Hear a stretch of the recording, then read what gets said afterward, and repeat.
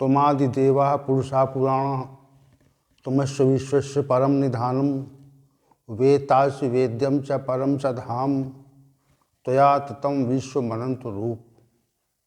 वायुरमग्निर्वर्णा शशांकः प्रजापतिस्त्वं प्रपितामहश्च नमो नमस्तेस्तु सहस्रकृत्वा पुनश्च भूयोऽपि नमो नमस्ते। वसुदेवसुतं देवं कंसचाणूरमर्दनं देवकी परमानंदम श्रीकृष्णं वंदे जगद्गुरुं श्रीकृष्णं वंदे जगद्गुरुं। कृष्णाय वासुदेवाय हरे परमात्मने प्रणतक्लेशनाशाय गोविंदाय नमो नमः गोविंदाय नमो नमः। भगवद गीता के इस ज्ञान सत्र का नित्य निरंतर नवीन प्रस्तुति भगवान श्री गोविंद की कृपा से आगे की ओर बढ़ रही है।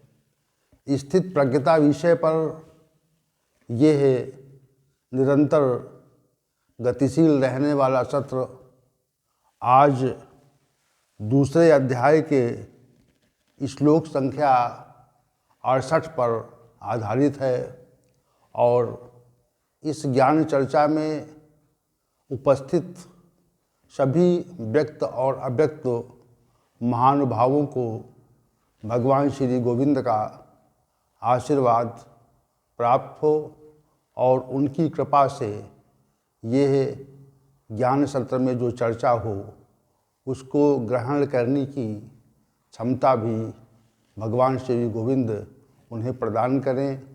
और मेरी ओर से सभी को अभिवादन है। भगवान श्री गोविंद हमें इस चर्चा को प्रस्तुत करने की शक्ति प्रदान करें। तो आज की चर्चा का जो श्लोक है वह श्लोक संख्या 68 है। श्री भगवान ने कहा, तस्मात् यस्य महाबाहो निग्रहितानि सर्वशः इंद्रियाणि इंद्रियार्थेभ्य तस्य प्रज्ञा प्रतिष्ठा। हे अर्जुन, श्री भगवान कह रहे हैं, इसलिए हे अर्जुन, जिस साधक की इंद्रियों के विषयों से सभी सर्व प्रकारेण निगृहित हो जाती हैं, उसी की बुद्धि तस्य प्रज्ञा प्रतिष्ठा, उसी की बुद्धि स्थिर होती है।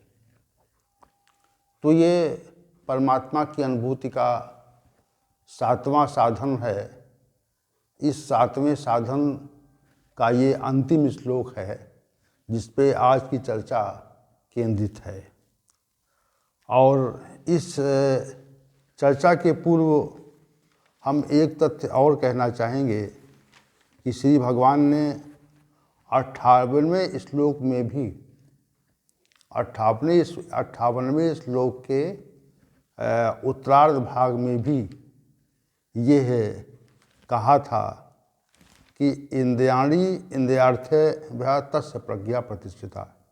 यानी 58वें श्लोक का भी उत्तरार्ध भाग और 68वें श्लोक का भी उत्तरार्ध भाग एक ही है,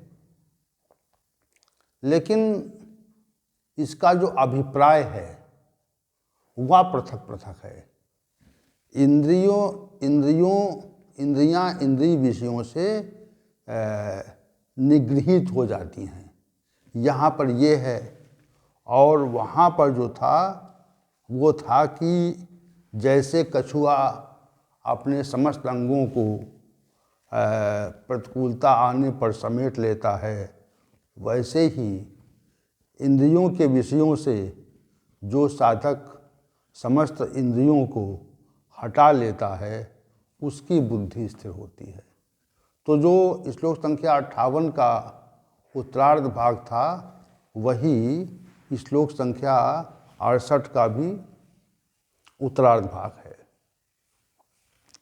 तो श्री भगवान का जो कथन है, तस्मात् तस्मात् यस्य महाबाहो निगृहीतानि सर्वशः।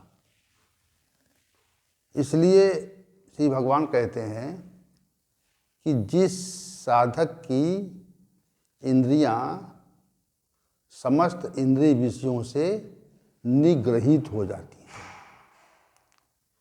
निग्रहित का अर्थ हमें समझना पड़ेगा। इसमें चूंकि निगृहित जो शब्द है वह विशेष है और इस शब्द को हमें समझना पड़ेगा, तभी इस श्लोक संख्या 68 का भाव हमारी समझ में आ जाएगा। जैसे निगृहित का अर्थ ग्रहण न करने से है। एक सामान्य और समझने वाला अर्थ ये है कि ग्रहण न करना। निगृहित माने ग्रहण ही नहीं करती हैं। अब यहाँ पे एक विशेष बात ये है कि यदि मधुर गीत संगीत और सुंदर ध्वनि होगी जो हमारे कानों को प्रिय है, तो कान उस ध्वनि को स्वतः ग्रहण कर लेते हैं, मन के आश्रय से स्वतः ग्रहण कर लेते हैं। इसमें किसी भी प्रयास की आवश्यकता नहीं रहती। अगर हमारी प्रियता जिन ध्वनियों में है, जिन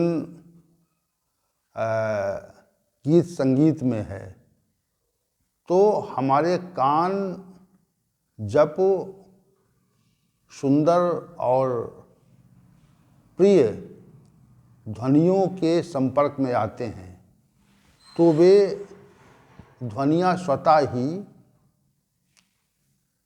कान के द्वारा ग्रहण की जाती हैं। इसमें प्रयास नहीं करना पड़ता।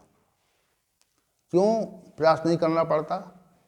क्योंकि हमारी जो कर्णेंद्रिय है वह जागृत अवस्था में खुली रहती है। यानी हम किसी भी ध्वनि को तत्काल ग्रहण कर लेते हैं जो हमारे कान के संपर्क में आती है। संसार में नाना प्रकार की ध्वनियाँ होती हैं, लेकिन हम उन्हीं ध्वनियों की ओर आकर्षित होते हैं जिनके प्रति हमारी प्रियता रहती है, और जो अप्रिय ध्वनि है उनसे हम दूर जाना चाहते हैं। जैसे आपने देखा होगा कि हम प्रातः जागने के उपरांत और रात्रि सोने के पहले अनेक और असंख्य ध्वनियों के संपर्क में आते हैं, परंतु उन ध्वनियों की ओर हम ध्यान नहीं देते, क्योंकि उनसे हमारा कोई संपर्क नहीं है, उनसे हमारा कोई लगाव नहीं है, उनसे कोई अर्थ नहीं है। अर्थ न होने के कारण वे ध्वनियाँ हमारे लिए निरर्थक रहती हैं। इसलिए उन पे कोई हम ध्यान नहीं देते हैं और उनको हम ग्रहण करने की इच्छा नहीं करते हैं। ये विशेष बात है। उन ध्वनियों की ओर ही आकर्षित होते हैं हम जहाँ पर जिन ध्वनियों में हमें सुखद और आनंदप्रद अनुभूति होती है। और सुखद और आनंदप्रद अनुभूति न हो और हमें कुछ प्रतिकूलता का आभास हो तो ऐसी ध्वनियों को हम ग्रहण ही नहीं करते हैं, हम उनकी उपेक्षा कर देते हैं। तो ध्वनियाँ तो असंख्य हैं, लेकिन हमारी जो प्रियता वाली ध्वनियाँ हैं उनको ग्रहण करते हैं।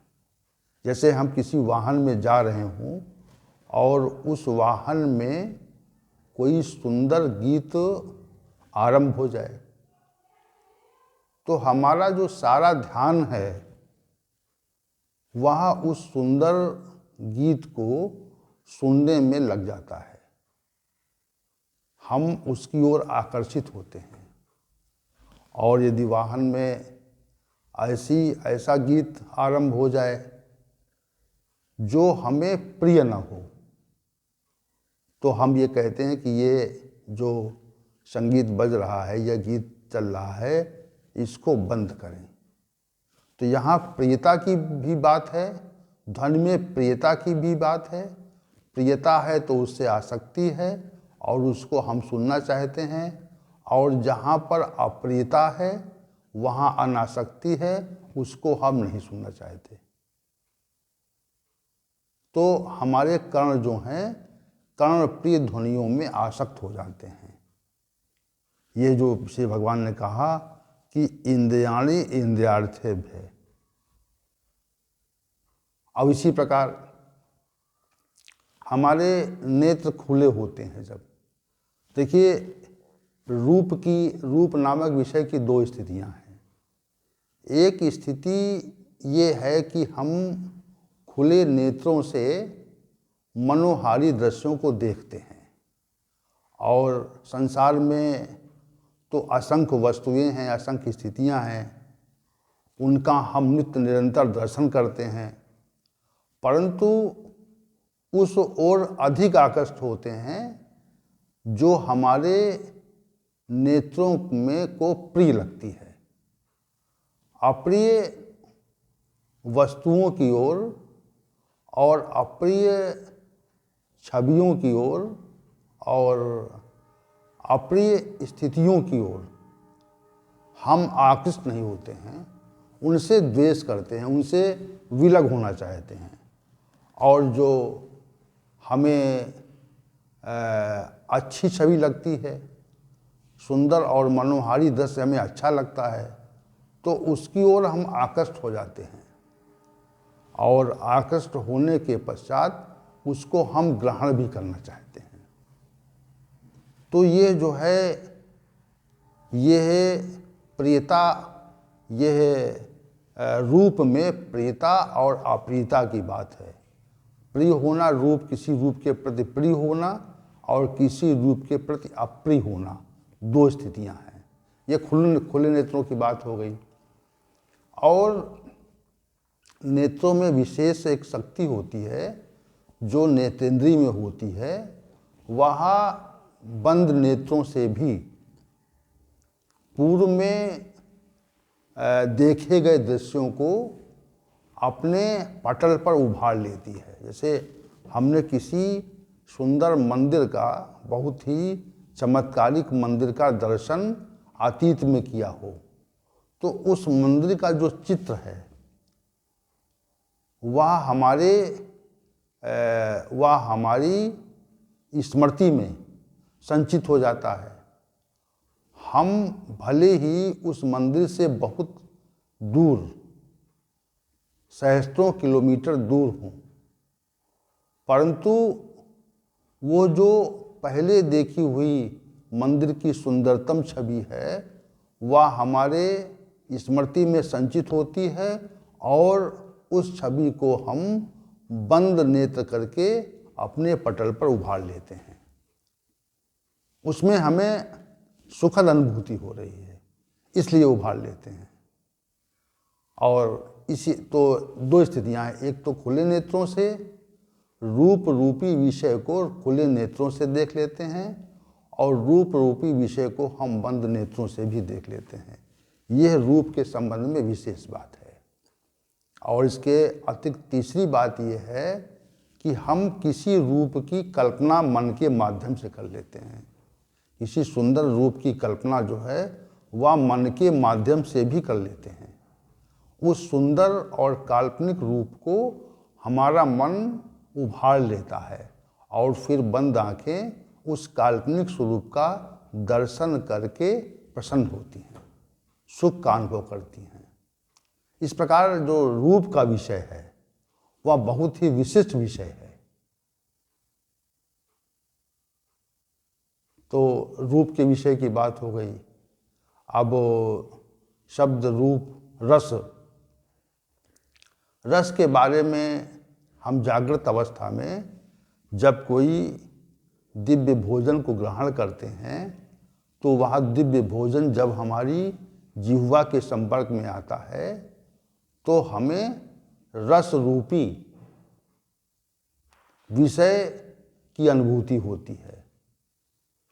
तो यहाँ पर भी दो बातें हैं, एक तो प्रिय लगने वाला और एक अप्रिय लगने वाला।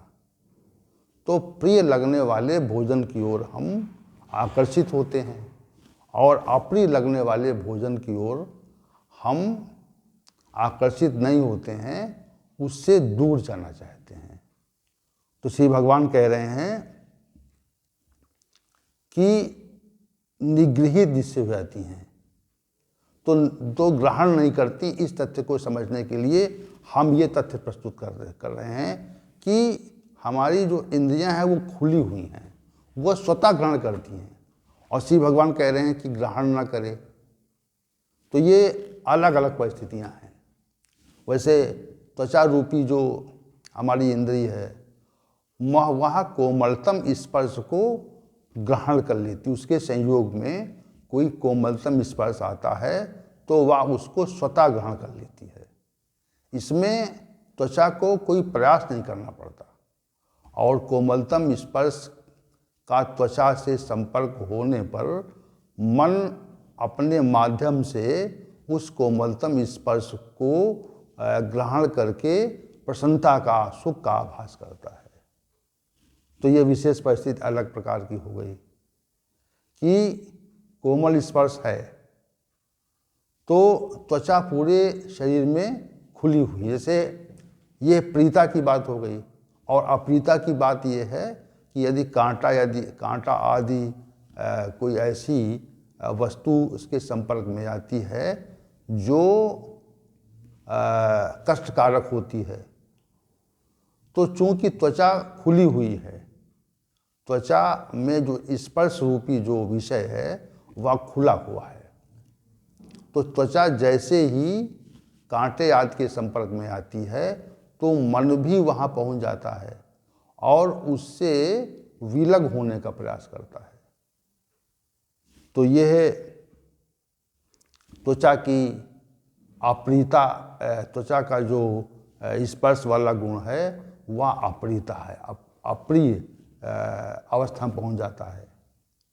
तो दोनों स्थितियां हैं। तो ये जो ग्रहण होता है, इसे कहते हैं ग्रहण न करे, तो ग्रहण तो स्वतः होता है ना। अब पांचवी बात, जो सुगंध नासिका से टकराती है, अगर वो हमको प्रिय लगती है तो उस सुगंध की ओर हम स्वतः आकर्षित होते हैं, उसमें कोई प्रयास की आवश्यकता नहीं पड़ती। और जो अप्रिय लगती है, जैसे हम कहीं जा रहे हों और किसी वातावरण में दुर्गंध आदि फैली हुई हो तो उस वातावरण से, उस स्थान से हम दूर जाने का प्रयास करते हैं, क्योंकि नासिका उस गंध रूपी विषय को स्वतः ग्रहण कर रही है। नासिका खुली हुई है तो ग्रहण कर रही है, तो गंध ग्रहण हो रही है। इसलिए ये जो पांच इंद्रियां हैं, कर्ण, नेत्र, जिह्वा, नासिका, त्वचा, और इनके जो पृथक पृथक पांच विषय हैं, शब्द, रूप, रस, स्पर्श, गंध, ये जो विषय है वो स्वतः ही ग्रहण होते हैं। इसमें ग्रहण करने के लिए प्रयास नहीं करना पड़ता। अब श्री भगवान कहते हैं कि जो साधक है, तस्मात् यस्य निग्रहतानि सर्वशः इंद्रियाणि इंद्रियार्थेभ्ये, तो जिस पुरुष की इंद्रियां इंद्रिय विषयों से सब प्रकार से, सर्व प्रकारेण, सर्वशः पद प्रयोग किया है, सब प्रकार से निगृहित हो जाती हैं, ग्रहण नहीं करती। तो यहाँ पर जो प्रियता है, जैसे हमको अप्रिय जो विषय लगेंगे तो उनको तो हम ग्रहण करते ही नहीं हैं, उनको, उनसे हम वियोग चाहते हैं, उनसे हम दूर जाना चाहते हैं, उनसे हम हटना चाहते हैं, उनको हम स्वतः छोड़ना चाहते हैं। तो वो तो स्वतः ही निगृहित हो जाते हैं। निगृहित स्वतः होते हैं वो, और जो विषय प्रिय लगते हैं हमको, यहाँ पर जो अप्रिय हैं वह तो स्वतः ही निगृहित हो रहे हैं, उनको ग्रहण नहीं करते हैं हम, और उनसे विलग होना चाहते हैं। तो यहाँ पर जो निगृहित है वो अप्रिय विषयों के लिए नहीं है। शब्द अप्रिय है तो वह स्वतः निगृहित हो जाएगा, रूप अप्रिय है तो वह स्वतः ही निगृहित हो जाएगा। जैसे हम किसी घटना इत्यादि में जो विभत्स दृश्य होते हैं, किसी की मृत्यु हो जाए तो हम उसको देखना नहीं चाहते हैं, तो वो विषय तो रूप का जो भयंकर दृश्य है उससे तो हम स्वतः निगृहित हो रहे हैं, उसमें निगृहित नहीं करना पड़ता है। और जैसे शब्द रूप रस जो खाने योग्य भोजन नहीं है उससे हम स्वतः ही निगृहित हो जाते हैं, ग्रहण नहीं करते हैं। स्पर्श जो कठोर स्पर्श है उस पे हम उसके संयोग में नहीं आना चाहते हैं, ये स्वतः निगृहित होना है। जो दुर्गंध है उससे हम स्वतः ही अलग होना चाहते हैं, तो ये हम स्वतः निगृहित कर रहे हैं, उससे गंध से स्वतः अपने को निगृहित कर रहे हैं। तो जो अप्रिय लगने वाले विषय हैं, इनमें जो 5 विषय हैं शब्द रूप रस स्पर्श गंध, इनमें प्रिय लगने वाले और अप्रिय लगने वाले। तो अप्रिय लगने वाले जो तथ्य हैं, जो तत्व हैं, उनसे हम अपने को स्वतः ही विलग कर लेते हैं, लेकिन प्रिय लगने वाले विषयों को हम ग्रहण करना चाहते हैं, और ग्रहण करने पर उनके प्रति आसक्ति हो जाती है। आसक्ति से कामना उत्पन्न होती है, और कामना से उनके उपभोग की इच्छा उत्पन्न होती है। उपभोग की इच्छा से हमारी बुद्धि में एक प्रकार की मूढ़ता आ जाती है, और बुद्धि में मूढ़ता छाने पर हम अपने से साधन से गिर जाते हैं। तो इसलिए जो ये शब्द निगृहित श्री भगवान ने कहा है वह इसलिए कहा है कि हमको हमारे जो विषय हैं, हमारी इंद्रियों के जो विषय हैं, जो हमको प्रिय लगे उसको हम ग्रहण न करें, ये श्री भगवान कह रहे हैं। क्योंकि ग्रहण करने से आसक्ति होगी, और आसक्ति से कामना होगी, कामना से मूढ़ भाव होगा, और कामना में विघ्न पड़ने से क्रोध उत्पन्न होगा, क्रोध से मूढ़ भाव होगा, ये स्थितियाँ उत्पन्न हो जाएंगी। तो श्री भगवान कहते हैं कि उसको हम ग्रहण ही ना करें। अब निगृहित जो पद है उसको ग्रहण कैसे न करें? हम जैसे हम किसी मधुर गीत संगीत को सुन रहे हैं तो वो तो स्वतः ही ग्रहण हो रहा है, लेकिन यहाँ पर जो श्री भगवान के कथन का जो अभिप्राय है वह इस ओर है कि हमारे संपर्क में जब कोई सुंदर ध्वनि आए तो उस सुंदर ध्वनि के प्रति हम आसक्त न हो। ये निगृहतानि का अर्थ है। निग्रहतानि का जो अर्थ है ग्रहण न करने का, उसको हम ग्रहण ही न करें। जब हम किसी विषय को ग्रहण करने लगते हैं तो उसमें आसक्ति बढ़ती है, और ग्रहण न करने की स्थिति में आसक्ति नहीं बढ़ती, हम उससे अनासक्त हो जाते हैं। दूसरी बात यह है, कोई रूप हमें सुंदरतम दिखे तो उसकी ओर आकर्षित न हो, और उसको पुनः पुनः उसके दर्शन की अभिलाषा जागृत न हो, उसको हम पुनः पुनः न देखना चाहें, और उस रूप की ओर हमारा उस आकर्षक रूप की ओर हमारा जो बार बार देखना है वह नहीं होना चाहिए। तो श्री भगवान उसी के लिए कह रहे हैं कि ग्रहण न करें। ग्रहण यहाँ पर जो रूप का जो विषय है वो विशेष रूप से है कि हमारे नेत्र उस सुंदर दृश्य को देख करके उसकी ओर आकर्षित नहीं होते हैं और आकर्षित न होने पर हमारे अंदर उसके प्रति आसक्ति का भाव नहीं आता है, हम उसको ग्रहण नहीं कर रहे हैं। तो ग्रहण न करने से जो आसक्ति के भाव का समापन स्वतः हो जाता है। शिव भगवान कहते हैं कि रूपी विषय को आप ग्रहण न करें, साधक उसको ग्रहण ही न करे। वैसे शब्द रूप रस सुंदर भोजन का संयोग होने पर उसमें आसक्ति न हो, पुनः उसके उपभोग की इच्छा न हो, या मिल जाए तो मिलने पर हम अनासक्त भाव से उसको ग्रहण करें। जो ग्रहण करने योग्य पदार्थ है उसको अनासक्त भाव से ग्रहण कर लें, उसमें आसक्त ना हो। पुनः उसको प्राप्त करने की जब इच्छा होती है, किसी दिव्य भोजन को जो पुनः प्राप्त करने की इच्छा होती है, तो इससे आसक्ति उत्पन्न होती है। तो ग्रहण न करने, निगृहित होने पर कि हम ग्रहण तो कर रहे हैं, देख तो रहे हैं, आंखों से सुंदर दृश्य को देख तो रहे हैं, लेकिन उसकी ओर आकर्षित नहीं हो रहे हैं, ये विशेष परिस्थिति है। ऐसी स्थिति मात्र साधक ही उत्पन्न कर सकता है। सामान्य व्यक्ति किसी आकर्षक व्यक्ति वस्तु को देखकर उसकी ओर आकर्षित न हो, ये संभव नहीं है, क्योंकि ये विषय जो है वो साधकों के लिए है। श्री भगवान कहते हैं साधक मनुष्य को विषय के प्रति आकर्षित नहीं होना चाहिए। वो दिखे तो, हमारे कानों में सुंदर ध्वनि पड़े तो, हम किसी रूप को देखें तो, परंतु उसकी ओर आकर्षित ही न हो, ग्रहण न करें। जैसे हमें कोई व्यक्ति कोई वस्तु देना चाहे और उस वस्तु को हम ले ही ना, ये इसका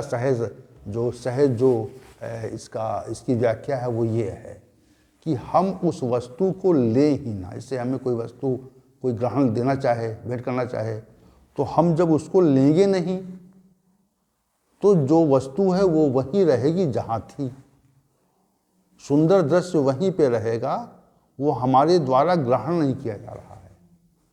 इसलिए सुंदर जो रूप है वो वहीं रहेगा, हम उसको ग्रहण नहीं करते हैं, साधक उसको ग्रहण नहीं करते हैं, उससे निरपेक्ष भाव से हम उसको देखते हैं।